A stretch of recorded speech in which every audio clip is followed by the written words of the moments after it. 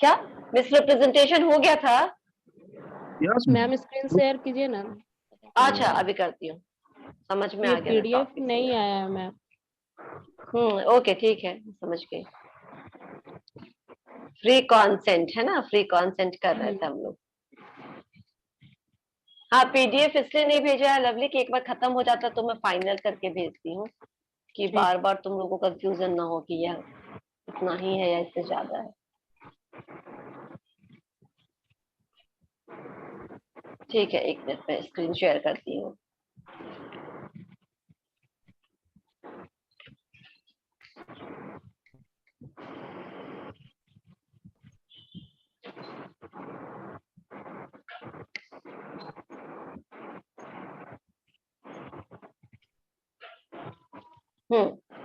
Screen दिख रहा है? Yes ma'am. अब बताना इसमें मिस रिप्रेजेंटेशन हम लोगों ने किया था क्या, ये देखो। यस मैम, हो गया था। ऐसे मिस हुआ था ना को हमने एक वो हो गया था। शायद ये पूरा नहीं हुआ था, मुझे जहां तक याद है। नहीं देखो ये हुआ सब है मैम, डिफरेंसेस मिस नहीं हुआ ना। रिप्रेजेंटेशन का बस थोड़ा सा बताई थी आप। थोड़ा सा और बस मैंने शुरू किया होगा, मैं समझ हाँ। गई, मुझे फिर याद है, पूरा नहीं हुआ था। ठीक है, तो इससे पहले हम लोगों ने मिस रिप्रेजेंटेशन से पहले हम लोगों ने फ्रॉड पढ़ा था। फ्रॉड तो पूरा क्लियर है। फ्रॉड के केस में किस क्या क्या जिसके साथ फ्रॉड हुआ है वो किस तरीके की रेमेडीज है ये आपको पता है। वो क्या कर सकता है, रेसेंट कर सकता है, यानी कि वो उसको कैंसिल कर सकता है पूरे के पूरे क्या कहते हैं उसको, कॉन्ट्रैक्ट को। या तो वो पूरा का पूरा कॉन्ट्रैक्ट कैंसिल कर सकता है, या फिर अपने डैमेजेज के लिए स्यू कर सकता है, या फिर क्या बोल सकता है कि आप क्या करिए, इसको न्यूट्रलाइज करिए। यानी जो भी आपने जो मुझे बताया था कि ये प्रॉपर्टी ऐसे ऐसे है और फिर कोई लिटिगेशन नहीं, किसी तरह का कोई प्रॉब्लम नहीं है, तो पहले इसको प्रॉब्लम फ्री बनाइए, है ना। जैसे अगर किसी के अगेंस्ट आपने लोन ले रखा है यस या मैम। फिर मॉर्गेज कर रखा है, तो पहले उसको मॉर्गेज से फ्री कराइए और फिर क्या करिए, और फिर मैं इस चीज को, इस कॉन्ट्रैक्ट को लूंगा, यानी फिर मैं इसको खरीदूंगा, या फिर जैसा था वैसा करने के बाद इसको हम आगे प्रोसीड करेंगे। ठीक है, तीनों तरीके के इसमें क्या है, रेमेडीज हैं। यानी कि जिस पर्सन के जो अग्रिव्ड पार्टी वो तीनों ही में से कोई भी क्लेम के लिए बोल सकता है। अब हम लोग आते हैं मिस रिप्रेजेंटेशन पे। मिस रिप्रेजेंटेशन क्या है? फॉल्स स्टेटमेंट ये भी है। ये भी है कि आपने कुछ गलत बोला, लेकिन यहाँ पे इंटेंशन गलत बोलने का नहीं है, इंटेंशन है यहाँ पे सही बोलने का, और आपकी जानकारी में वो बात सही है।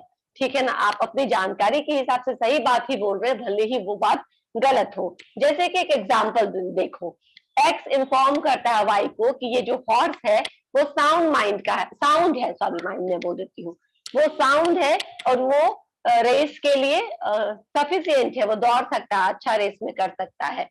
एक्स वाई को बोलता है, लेकिन एक्स को यही विश्वास भी है कि वाई जो घोड़ा है वो साउंड है, वो रेस के लिए एनफ सुटेबल है, फिट है बिल्कुल, और ये अपनी जानकारी में उसकी यही बात थी, इसीलिए वो वाई को ये बात बोलता है। बाद में वाई को लगता है कि जो घोड़ा है वो साउंड नहीं है। X does not possess sufficient knowledge to believe so। X को नहीं मालूम था कि जो घोड़ा है वो बीमार है या नहीं दौड़ पाता है, उसने अपनी जानकारी के हिसाब से आपको सही इंफॉर्मेशन दिया था। तो ये क्या हो गया, ये हो गया मिस रिप्रेजेंटेशन, है ना। Yes ma'am. और इसका एक एग्जांपल ऐसे मैंने आप लोगों को बताया था कि मान लो कॉलेज में छुट्टी है, ठीक है ना, कॉलेज में छुट्टी अलाउ कर दिया गया आप सबको, ठीक है ना, कोविड की वजह से सब अपने अपने घर में रहे और घर से ही ले, लेकिन बीच में फॉर्म भरने का डेट आया और आपने नहीं देखा था नोटिस, आपको छुट्टी वाला नोटिस ये लास्ट है, और उसके बीच में कभी आया था कि बीच में कॉलेज 2 दिनों के लिए खुल रही है, आप लोग अपना फॉर्म आकर के भर लीजिए। ठीक है, हो सकता है तुमने अपना फोन रीसेट कर लिया हो या जिस भी वजह से तुम्हें वो इंफॉर्मेशन नहीं मिली, तो आपने अगले किसी फ्रेंड को बताया कि नहीं नोटिस है कि अभी कॉलेज बंद रहेगा, तो अभी तो कॉलेज बंद है इसलिए हम लोग कॉलेज नहीं जा सकते हैं। अब क्या हुआ, आपने अपने हिसाब से सही जानकारी दी सामने वाले को कि कॉलेज बंद है, बीच में कॉलेज बंद है, ये 2 दिनों के लिए खुला था, ये नोटिस आपको भी नहीं था, तो 2 दिनों के लिए कॉलेज खुले भी, काम हुआ भी और फिर बंद भी होगी वापस से, लेकिन आपने जो अपने फ्रेंड को बताया था कि नहीं कॉलेज अभी बंद रहेगी, वो आपके हिसाब से तो सही इंफॉर्मेशन था ना।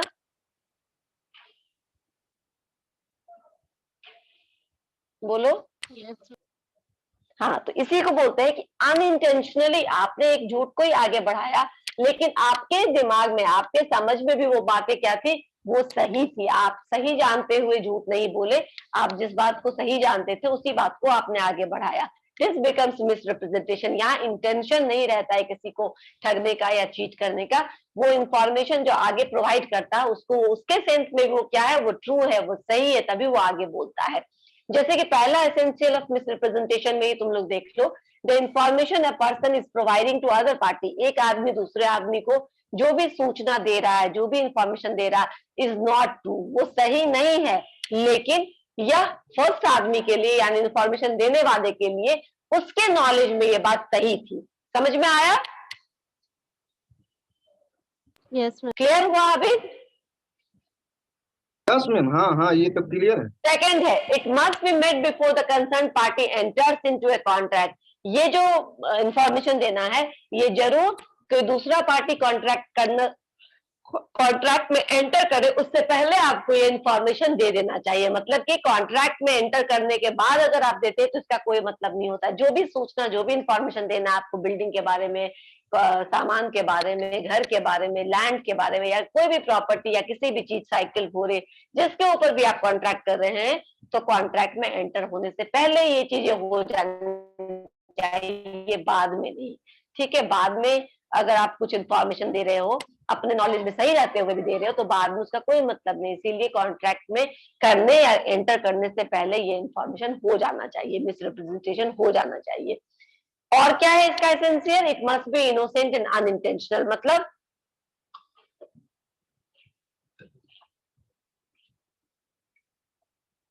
क्या मतलब हुआ इसका? कि इसमें इंटेंशन नहीं होना चाहिए किसी को ठगने का, क्योंकि अगर इंटेंशन होगा तो वो फ्रॉड हो जाएगा। फ्रॉड और मिसरिप्रेजेंटेशन में मेजर डिफरेंस यही है कि फ्रॉड जानबूझकर किया जाता है, जबकि मिसरिप्रेजेंटेशन गलती से होता है, जानबूझकर नहीं होता है, किसी चीटिंग के इंटेंशन से नहीं किया जाता है। ठीक है, last point, an aggrieved party suffering any loss. अच्छा, वो आदमी जिसके साथ मिसरिप्रेजेंटेशन के कारण कुछ भी गलत हुआ, उसको कोई भी लॉस सफर करना पड़ा, तो उसके पास क्या क्या है? उसके पास कुछ रेमेडीज है। ये रेमेडीज दो ही है। फ्रॉड के केस में 3 रेमेडीज था, इसके पास 2 रेमेडीज है। दो ही तरीके से ये इस कॉन्ट्रैक्ट, या तो इस कॉन्ट्रैक्ट को क्या करे, कैंसिल कर दे, या फिर क्या करे, या फिर इंसिस्ट करे कि आपने जो भी मिसरिप्रेजेंट किया था गलती से भी, उस मिसरिप्रेजेंटेशन को रिमूव कर लीजिए और अब हम क्या करेंगे, कॉन्ट्रैक्ट को फर्दर इनिशिएट करेंगे, हम इसको एग्जीक्यूट करेंगे। यानी कौन सा तीसरा नहीं है इसके पास रेमेडीज जो फ्रॉड में था? मैं फिर से बताऊं क्या ये point? Yes ma'am. Ma'am waiting में है दोनों। अच्छा ठीक है, मैं उनको ले लेती हूँ, एक सेकेंड।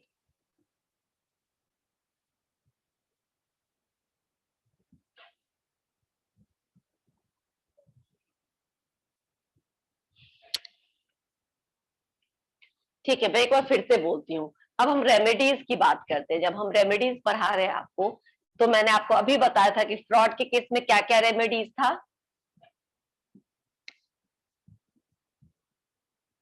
फ्रॉड के केस में 3 रेमेडीज था।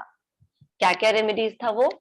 आप डैमेजेस के लिए स्यू कर सकते हैं, आप रेसिंड कर सकते हैं, पूरा का पूरा कॉन्ट्रैक्ट को कैंसिल कर सकते हैं, और जो आपके पास थर्ड था वो क्या था कि आप उस कॉन्ट्रैक्ट के एग्रीमेंट को जैसा वो पहले था, यानी कि अगर उसमें फ्रॉड नहीं होता तब जो वो बातें होती, उसको वहां पर आप पहले ले जाइए और फिर जाकर के क्या करिए, अब हम इस कॉन्ट्रैक्ट को करेंगे, एग्जीक्यूट करेंगे। ये तीनों तरीके का डिमांड कर सकता था सफरर, एग्रीव्ड पार्टी। यहाँ एग्रीव्ड पार्टी के पास में रिप्रेजेंटेशन के केस में 2 ही है।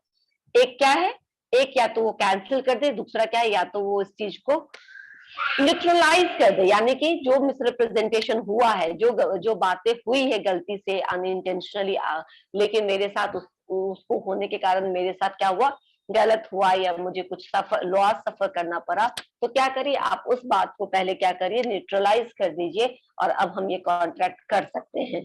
ये दोनों समझ में आ गया? इसमें कौन सा तीसरा एब्सेंट है? मिसरिप्रेजेंटेशन के केस में कौन सा है जो नहीं है, जो फ्रॉड के केस में है और यहाँ पे नहीं है? क्या नहीं कर सकते?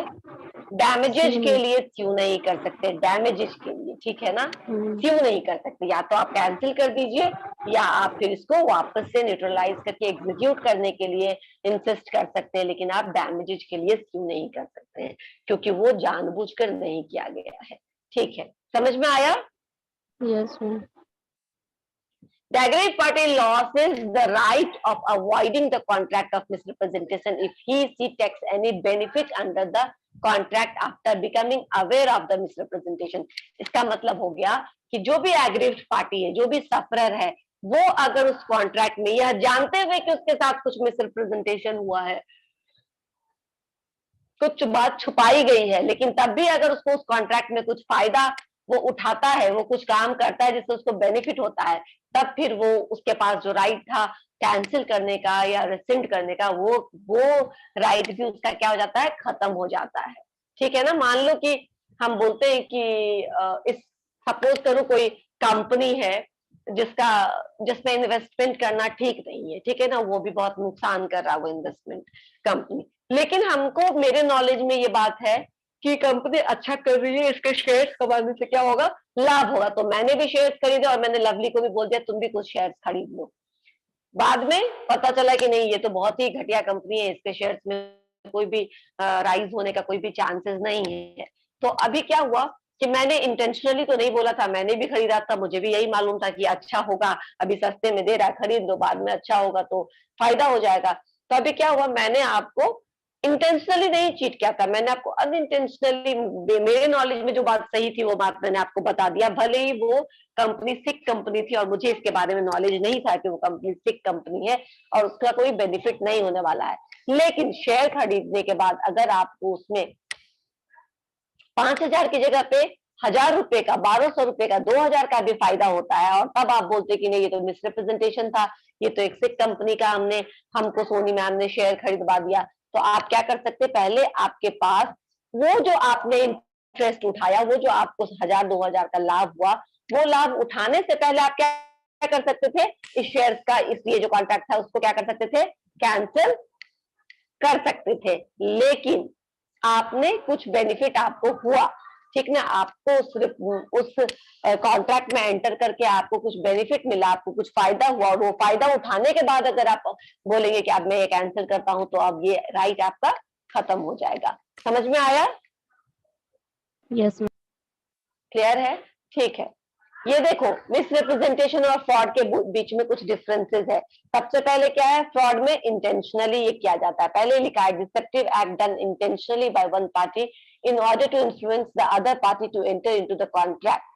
आप एक आदमी को या एक पार्टी को जानबूझकर अट्रैक्ट करने के लिए, किसी कॉन्ट्रैक्ट में साइन करवाने के लिए उनको इंटेंशनली उनके साथ झूठ बोलते हो, उनको गलत साइड दिखाते हो, गलत चीजें दिखाते हो ताकि उनको वो अट्रैक्टिव लगे और वो ये कॉन्ट्रैक्ट में एंटर कर ले। लेकिन मिस रिप्रेजेंटेशन क्या है, मिस रिप्रेजेंटेशन है representation of the miss statement, किसी गलत स्टेटमेंट का रिप्रेजेंटेशन जो जानबूझ कर नहीं गया, जो इनोसेंटली किया गया दूसरे पार्टी को कॉन्ट्रैक्ट में एंटर करने के लिए, तो इसको क्या बोलेंगे हम, मिस रिप्रेजेंटेशन। तो दोनों में जो की डिफरेंस हो क्या है, इंटेंशनल और इनोसेंटली, ठीक है ना?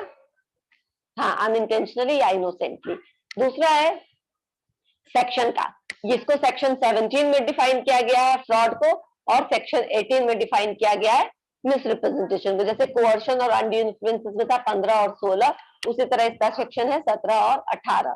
पर्पस क्या है, purpose to deceive the other party. Yes, fraud के केस में it is purposely done to deceive the party, while misrepresentation के केस में पर्पस नहीं होता है ठगने का, ठीक है ना, झूठ बोलने का, ठगने का या फिर चीट करने का कोई पर्पस नहीं होता है, वो गलती से उसको गलत धोखा होता है और धोखे में उसको कुछ नुकसान होता है अनदर पार्टी को।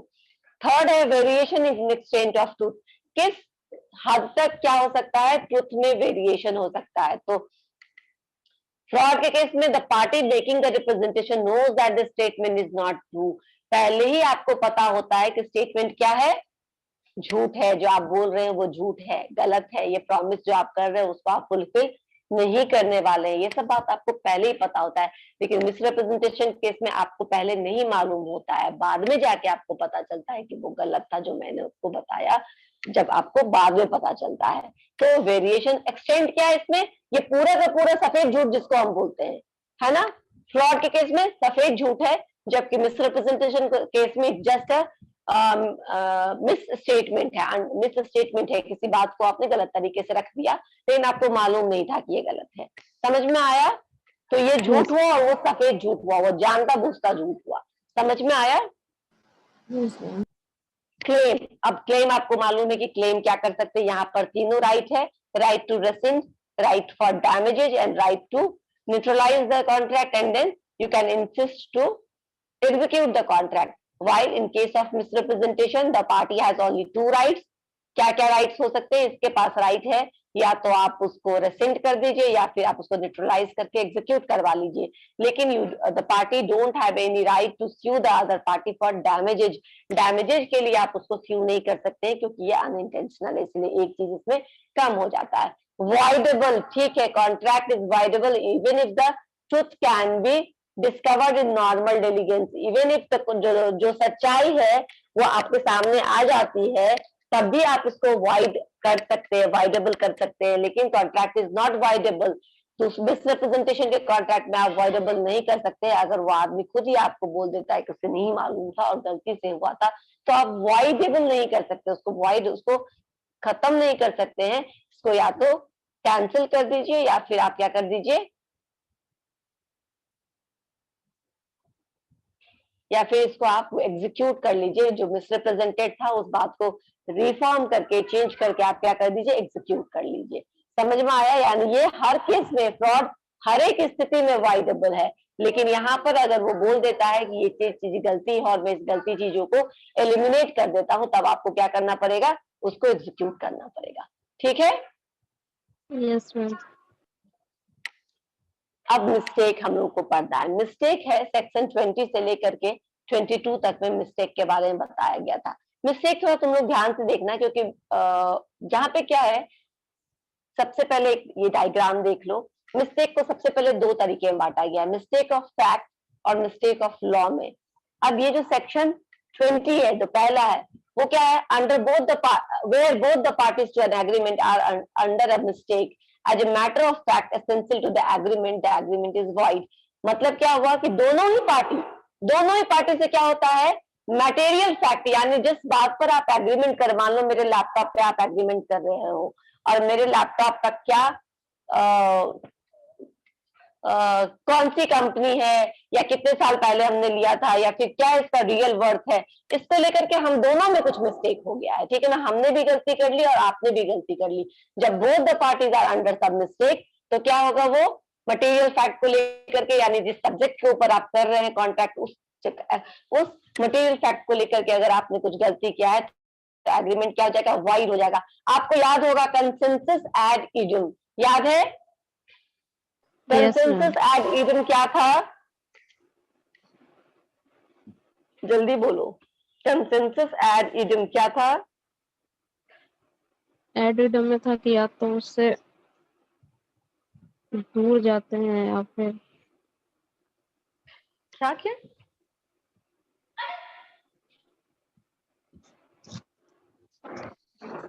क्या था कंसेंसस एड इडियम में? Lovely, what is consensus ad idem? मैंने अभी बोला दोनों पार्टी, सबसे पहला है mistake of fact. Mistake of fact में क्या है, दोनों ही पार्टी सब्जेक्ट मैटर को लेकर के जिस चीज पे भी कॉन्ट्रैक्ट कर रहे हैं उसमें दोनों ही पार्टी में कुछ कंफ्यूजन है, कुछ मिस्टेक हो गया है, तो क्या हो गया, ये वाइड हो जाएगा, क्योंकि कंसेंसस एड इडियम नहीं है, जबकि कंसेंसस एड इडियम कॉन्ट्रैक्ट का एसेंशियल एलिमेंट है। कुछ याद आ रहा है हमने कंसेंसस एड इडियम कहाँ बताया था?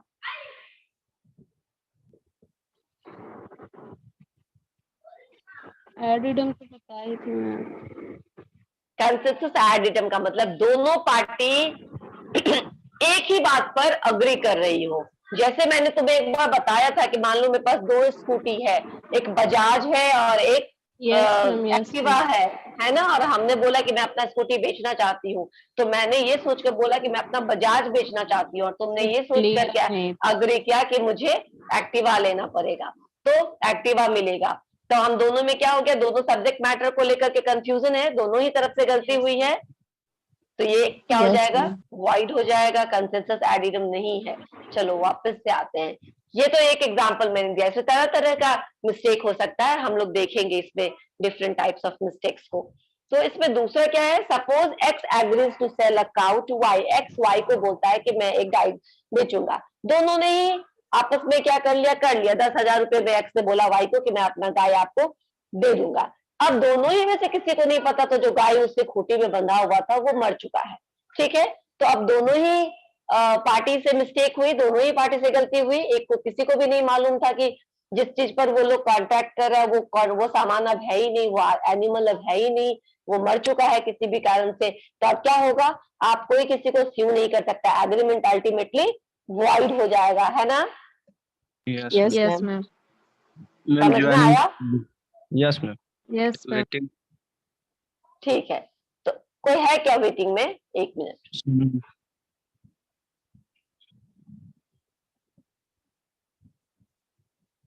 सनी, ठीक है, मैंने ज्वाइन करा लिया। नाउ अब क्या है ये दूसरा, अच्छा ठीक है, तो मिस्टेक ऑफ फैक्ट मैं बता रही थी, मिस्टेक ऑफ फैक्ट मतलब सब्जेक्ट मैटर को लेकर के दोनों ही पार्टी में कुछ गलती है, यानी ये दोनों ही तरफ से, दोनों ही पार्टी के बीच में है, इसको हम बायलैटरल मिस्टेक बोलते हैं, जब दोनों ही तरफ से गलती हो, दोनों ही पार्टी से कुछ ना कुछ गलत हो जाए समझने में, सब्जेक्ट मैटर के किसी भी बात को समझने में, तो बायलैटरल होगा। और एक होता है यूनिलैटरल, यानी किसी एक पार्टी के द्वारा मिस्टेक हो तो उसको यूनिलैटरल बोलते हैं। तो मिस्टेक ऑफ फैक्ट सबसे पहले हम उसको 2 भाग में बांटेंगे, bilateral mistake and unilateral mistake, ठीक है ना।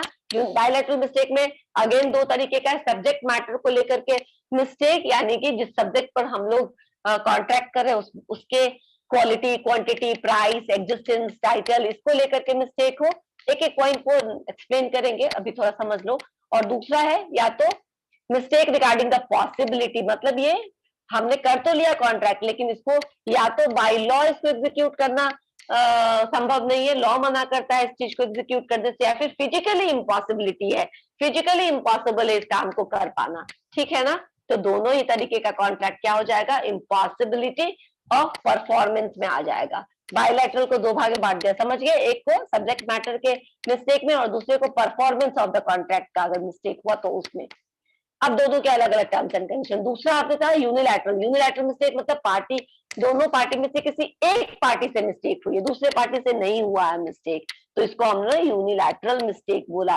ये किस तरीके का हो सकता है, एक पार्टी द्वारा गलती की गई और वो भी आइडेंटिटी ऑफ पर्सन को लेके, पर्सन के पहचान को लेकर के आपसे मिस्टेक हुई है, या फिर नेचर ऑफ कॉन्ट्रैक्ट में मिस्टेक हुई है। 2 तरीके का हो सकता है, mistake on the basis of nature of contract और mistake on the basis of identity of a person। चलेंगे हम इस पर बाद में, ठीक है ना, आएंगे। एक समझ लो मिस्टेक ऑफ लॉ है, मिस्टेक ऑफ लॉ मतलब लॉ को नहीं जानने के वजह से जो मिस्टेक हुआ है, आप किसी कंट्री में या अपने ही देश के किसी लॉ को नहीं जानते हैं, आपको नहीं मालूम उसके बारे में, उस नियम के बारे में, और तब आपसे गलती हुई है, तो इसको हम क्या बोलेंगे, मिस्टेक ऑफ लॉ। ये भी 3 तरह का हो सकता है, इंडियन लॉ का, फॉरेन लॉ का एंड प्राइवेट राइट का। प्राइवेट राइट मतलब हमने अपने प्राइवेट फॉर्म पे कुछ या अपना प्राइवेट कुछ लॉ बना रखा है और जो आपको जानकारी नहीं दी है, तो वो भी एक मिस्टेक हो सकता है। आगे बढ़ते हैं अभी, ठीक है ना, एक एक करके सब कुछ एक्सप्लेन करेंगे। A mistake of law is where you are ignorant about the law if you don't know to stop at stop sign in traffic। क्या है, अगर आप लॉ के बारे में नहीं जानते हैं, तो कैसे लॉ के बारे में, मान लो कि आपको ये नहीं पता है कि सिग्नल पे लाल होने के बाद का मतलब है कि रुकना, ठीक है, ट्रैफिक लॉ आपको नहीं मालूम है, ट्रैफिक नियम आप नहीं जानते हैं, तो ये क्या हुआ, मिस्टेक ऑफ लॉ हुआ। अब इसमें क्या हो सकता है, देखिए, अगर अपने ही देश के लॉ के बारे में आप नहीं जानते हैं और आप गलती करते हैं, तो आपको कोई भी क्या, आपको पनिशमेंट मिलेगा, आपको कोई भी रिबेट नहीं मिलेगा, कोई भी उसका फायदा नहीं होगा, ठीक है नहीं जानता पहली बार माफ कर दो, नहीं, आपको क्या करना पड़ेगा, पे मतलब पनिशमेंट चुकाना पड़ेगा, आपका जो भी क्या काटता है वो ट्रैफिक पुलिस सब चालान वो कटेगा, ठीक है ना, क्योंकि आपको अपने कंट्री के इन कॉमन जो सिविल लॉज है इनके बारे में पता होना चाहिए था। तो अगर आप बोलते कि मुझे नहीं पता था, ये आपको सेव कर पाएगा, हेलमेट पहन के नहीं जाते हो और बोलोगे अरे मुझे नहीं मालूम था कि हेलमेट पहना दिया, मैं आगे से पहनूंगा, तो तुम्हें वो चालान नहीं काटेगा तुम्हारा? काटेगा। नहीं मैम, काटेगा मैम। काटेगा, फिर भी काटेगा। तो अपनी कंट्री में एरोनियस बिलीफ है, किसी भी चीज के बारे में आपको नहीं मालूम है तो भी आप गलती करते हो, तो ऐसे में क्या होता है, आपके ऊपर एक्शन होता है, आपको पनिश किया जाता है, ठीक है। लेकिन अगर फॉरेन कंट्रीज के किसी लॉ के बारे में आप नहीं जानते हैं और वो गलती से होता है, तो वो क्या होता है, वो क्षम्य होता है। X and Y enter into a contract on the erroneous belief that a particular date is time barred by the Indian law of limitation. The contract entered into is not voidable. X and Y क्या करता है? अच्छा, तुम लोग को time barred loan के बारे में मैंने बताया था क्या? क्या होता है टाइम बार्ड लॉ?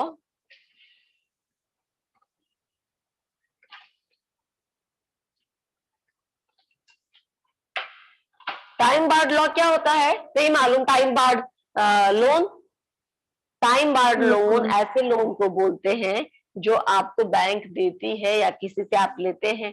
अगर वो टाइम बार्ड लोन है तो इंडियन लॉ ऑफ लिमिटेशंस के हिसाब से क्या होता है, इंडियन लॉ ऑफ लिमिटेशंस के हिसाब से क्या होता है कि कुछ सर्टेन पीरियड तक, सर्टेन ईयर्स तक, ठीक है ना, आपको वो लोन रिकवर कर लेना होता है या फिर जो दूसरा पार्टी उसको दे देना होता है, क्योंकि वो पीरियड बीत जाने के बाद लॉ भी आपको बोलेगा कि नहीं, अब ये जो लोन अमाउंट है, ये जो डेट अमाउंट है, ये रिकवरेबल नहीं है, अब आप इसको रिकवर नहीं कर सकते हैं। समझ में आ गया? इसको हम टाइम बार्ड लोन बोलते हैं। अब मान लो एक्स एंड वाई ने ऐसे किसी कॉन्ट्रैक्ट में एंटर, जिसमें एक्स को नहीं पता था कि ये जो कॉन्ट्रैक्ट है वो टाइम बार्ड होता है, टाइम बार्ड लोन होता है, और आपने दे दिया। बाद में आपको पता चला कि टाइम बार्ड था और हम 5-7 साल बाद या 10 साल बाद इसको रिकवर नहीं कर सकते हैं, तो क्या हो जाएगा वो? अब आप बोलेंगे कि इस कॉन्ट्रैक्ट को हमको वाइड करना, हमको एक्सिक्यूट नहीं करना, तो ऐसा आप नहीं कर पाएंगे। समझ में आया? यस। क्या समझ में आया बताओ?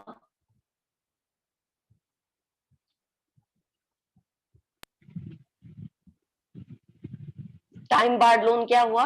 अगर आपने किसी भी लोन में एंटर करते समय आपको नहीं मालूम था कि इस लोन का जो है वो टाइम बार्ड डेट है, ये टाइम बार्ड लोन है ये, और अगर आपने कॉन्ट्रैक्ट में एंटर कर लिया, किसी पार्टी को पैसे दे दिए, अब बाद में आपको पता चला ये 5 साल तक ही आपको लेना है, 5 साल तक अगर आपको उसने नहीं दिया तो ये पैसा आपका डूब जाएगा, आप रिकवर नहीं कर पाइएगा। Yes ma'am. अब आप इसको No कैंसिल longer करना चाहते legal. हैं तो आप नहीं कर पाएंगे, ठीक है ना, आप नहीं कर पाएंगे, ठीक है, आप उसको एग्जीक्यूट करना पड़ेगा, कैंसिल नहीं कर सकते हैं।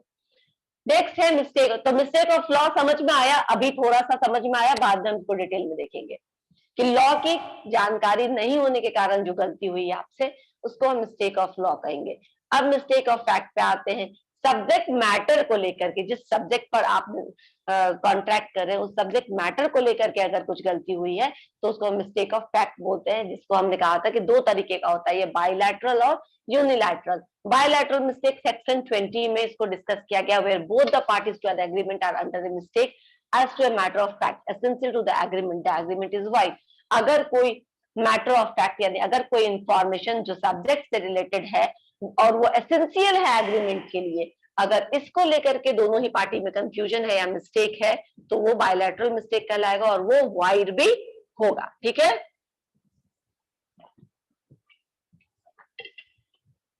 अब ये कैरेक्टरिस्टिक्स ऑफ बायलैटरल मिस्टेक। सबसे पहला कैरेक्टरिस्टिक क्या होगा? The mistake must be committed by both the parties. Bilateral है तो दोनों ही पार्टी द्वारा ये मिस्टेक होना चाहिए, एक पार्टी द्वारा होगा तब नहीं होगा, ये दोनों ही पार्टी द्वारा ये गलती होनी चाहिए, तभी हम उसको बायलैटरल मिस्टेक कहेंगे। सेक्शन 20 इसको डिस्कस करता है। और सेक्शन 22 क्या कहता है?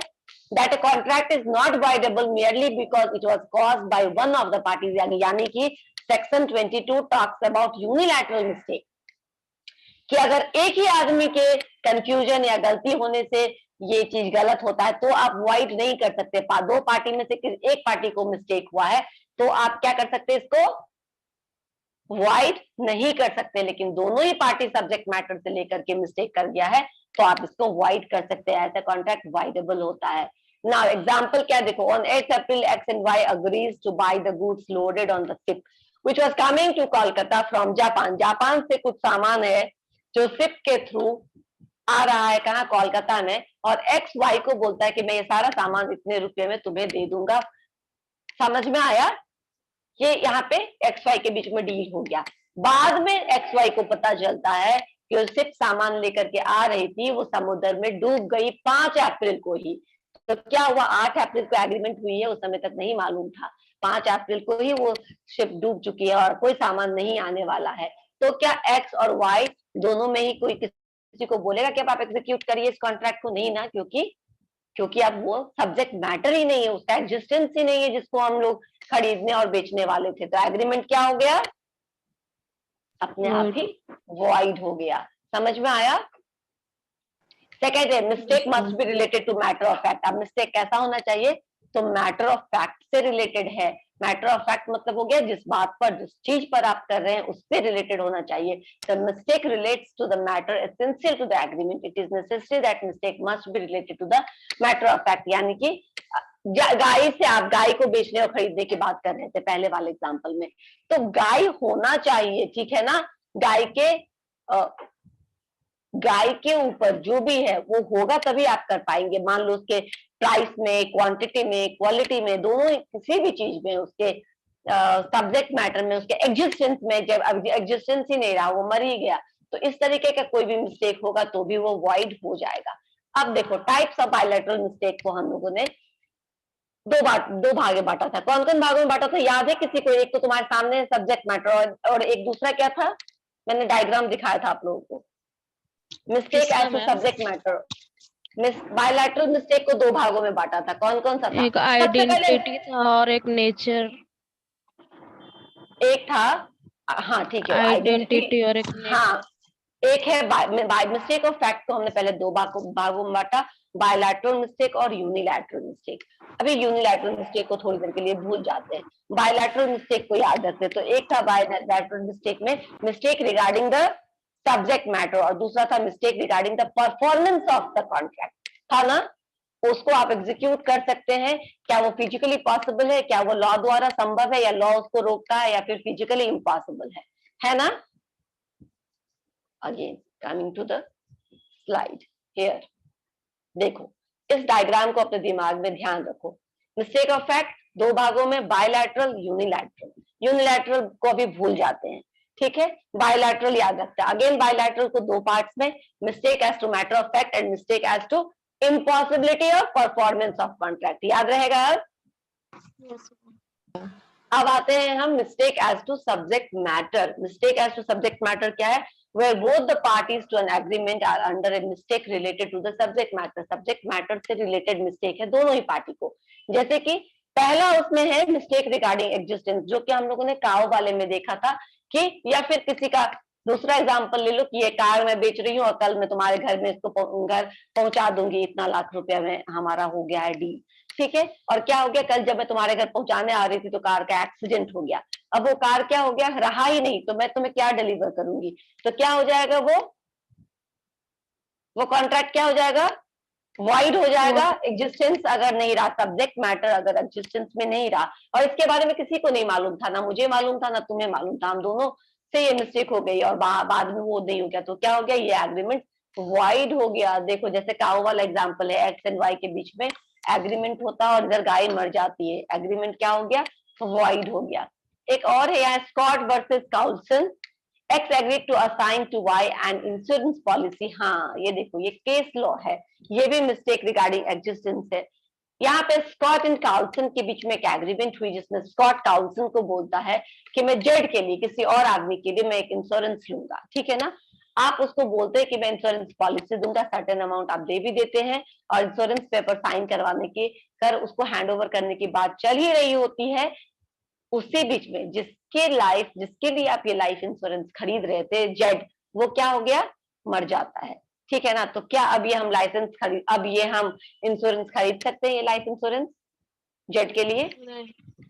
जेड नहीं रहा, ये हो गया क्या, तो इसी देयर इज नो कॉन्ट्रैक्ट। अब कॉन्ट्रैक्ट नहीं हो सकता, ये कोई कॉन्ट्रैक्ट नहीं होगा। That is regarding the existence of subject matter, यानी सब्जेक्ट मैटर के होने या नहीं होने की बात हो, इस पर गलती अगर होती है तो भी मिस्टेक बायलैटरल मिस्टेक होता है और ये वॉइड होता है। सेकंड क्या है, मिस्टेक रिगार्डिंग आइडेंटिटी। अच्छा, पहचानने में कुछ प्रॉब्लम हो गई, जैसे कि हमने आपको एग्जांपल दिया था स्कूटी वाला कि हमें बेचना है कौन सा स्कूटी, तो बजाज। आपको समझ में कौन सा आया, LML वेस्पा, ठीक है ना। तो ये आपको समझ में आया एक्टिवा। तो अभी क्या हो गया कि हम दोनों ने आइडेंटिफाई किया अलग अलग सब्जेक्ट मैटर को। बेचने Yes, वाला ma'am. बजाज बेच रहा है, खरीदने वाले को क्या खरीदना है, एक्टिवा खरीदना है, और हम लोगों ने कॉन्ट्रैक्ट अपने अपने समझ के हिसाब से कर लिया। बाद में हमें पता चला कि नहीं, ये तो मैं तो एक्टिवा बेचने की बात ही नहीं कर रही हूँ, मैं तो बजाज बेचने की बात कर रही हूँ। आपको लगा नहीं, मुझे तो एक्टिवा लेना था, बजाज तो लेना ही नहीं था। अब कॉन्ट्रैक्ट क्या हो गया, आइडेंटिटी पहचानने में, सब्जेक्ट मैटर को पहचानने में गलती हुई, दोनों ही पार्टी से गलती हुई, Yes, ma'am. क्या हो जाएगा, ये कॉन्ट्रैक्ट वॉइड हो जाएगा। यहाँ एग्जाम्पल मारुति एंड फिएट का है, कार का है, ठीक है। आप दो समझ जाइएगा। एक देखो, एक इसमें केस स्टडी है, इस केस को देख लेते हैं। हैंकेल वर्सेस पेपे के बीच में एक कॉन्ट्रैक्ट हुआ। एक्स ने वाई को लिखा, क्या लिखा कि आप मुझे 50 गन का यानी 50 बंदूक का कोटेशन भेजिए, ठीक है। उसने भेज दिया। बाद में वो फिर से टेलीग्राफ करके भेजता है, सेंड 3 गन्स, ठीक है ना। क्या बोलता है वो, 50, पहली बार क्या किया था उसने, 50 गन्स का कोटेशन मांगा था, यानी प्राइस मांगा था। तो वाई ने उसको 50 गन्स का प्राइस भेज दिया। Later on he right send 3 guns, मतलब उसको अब कितने गन्स चाहिए, फाइनल डेफिनेट उसने कितना बोला भेजने के लिए, कितना बोला है, बोलो, 3 गन। लेकिन टाइपिंग मिस्टेक के कारण, एरर के कारण THREE की जगह पे एक RE बीच का छूट जाता है और लिख देता है वो सेंड दी गन्स। तो दी गन्स का मतलब उसने क्या किया, वाई ने उसको 50 गन्स भेज दिए, क्योंकि उसको ऐसा लगा कि कोटेशन में चूंकि उसने 50 गन का दाम पूछा था, इसीलिए सेंड द गन्स बोल रहा है, यानी कि ये सारे गन्स मांग रहा है। तो उसने 50 गन्स भेज दिए। अब क्या किया, एक्स ने उसको एक्सेप्ट करने से रिफ्यूज कर दिया।